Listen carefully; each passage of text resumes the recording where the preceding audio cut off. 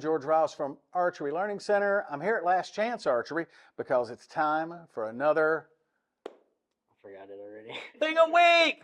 Thing a Week. It's Thing a Week time. I'm here with Sam Wilkerson. He's one of the at-home Hornets, and you're almost to the 700s. Almost. You're in the 690s. Yeah, 690s. Growing every day, at least in score. Yeah.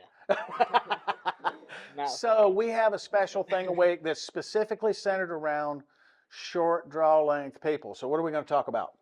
Getting more distance. Getting more distance out of your sight. So any of you that have low poundage, short draw length, or a low peep sight setting, right? You may have noticed that when you get your arrow on the string, right, and then when your sight goes down the bar, that you'll only get to about, say, would you say that's about 60 right there on your sight? That's probably like 75. It was about 75. So you see this here, that much room. So let me flip this around backwards so you can see what's happening. So you see that when I level the arrow in the rest, you see the vanes will hit the bottom of the scope as it's coming out. So Sam is limited. He can't shoot the 80-yarder in field archery because his vanes will hit the scope. Many of you that have shot redding have realized that you can't get 101 yards because your vane's in the way. So one of the things, I'm just going to go through a couple of things that you can do. One, you can just use a higher peep setting.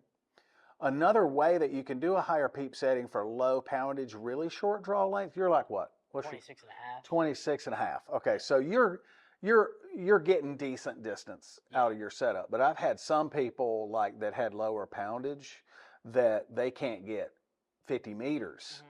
So what I do in that instance is Sam has a torqueless D-loop on his bow. There's other Thing a Weeks out there about torqueless D-loops and how to put them on and how to tie them. You can get torqueless D-loops from ultraviewarchery.com. But the point of this is so you can twist the release aid at any angle and it doesn't put any torque on the string, right? But another thing you can do with this, see, I have this mounted below the arrow. So I have a top knot and then I have it down here and the arrow goes there. When you need more distance, you can put this above the arrow, which will let you raise your peep sight a little bit more than 1/4 of an inch. And that's like, what, 40 yards? Yeah. Yeah, it's about, I would say it's about 40 yards if you could raise your peep 1/4 of an inch. So if you max out at, say, 65 or 70, you can get to 80, almost 100 maybe, by putting the torqueless D-loop above the arrow. So grabbing the string below the arrow will give your peep sight the lowest sight setting, right? So putting it above or even just a standard D-loop will raise your peep sight setting just a little bit. But it's essentially a function of the peep height that is limiting the distance that you can go. So when you realize that you're out of room for your longer distances, you need to raise the peep. So instead of anchoring up here like this, you can anchor down here like this and still be able to see through the peep sight and get all the distance that you need. So I think we might transfer your bow over to a peep up so you can get, we got to check, see if you can get 80. Yeah. Right? And if you can't get 80, we'll just move this up and see what happens. Yeah. We can do but moving this on top, it'll still bullet hole, it'll paper tune, it'll group tune, it'll torque tune, it'll do all that stuff, just absolutely beautiful. And you get all your sight settings. So I'm going to have you, do you have your release with you? No, I can. Grab your release right quick. I'm going to have you shoot a shot so that everybody can kind of see how you come into anchor and what that looks like.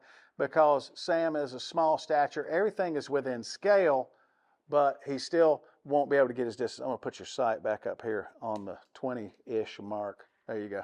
So we'll come right over here. Here, stand here so the lights are still good, and I'll get out of the way. And watch how he comes into his anchor. See, it just brushes right in. You see, he doesn't touch his nose to the string either. He keeps his head at a consistent angle. And always remember, it's not what you touch to the string that makes you accurate. it's the location of the peep sight and how it's centered on the target. So you don't have to touch your nose if you have a really sharp string angle, right? You want to grab that arrow and shoot it one more time so they can see it. For standard D-loop people, is there anything else that they can do if they can't run a torqueless for some reason? For standard D-loop people, that will raise it, but you're really just going to have to move your peep sight up the string, because a lot of people have a really tight anchor and they're a lot lower than they need to be because they're trying to touch their nose to the string. But going down here with your short hunting bow, you may not be able to touch the string to your nose, and you can have a nice high peep setting that you can get all your distances. So show us again, Sam, and anchor slowly so they can kind of see how that works.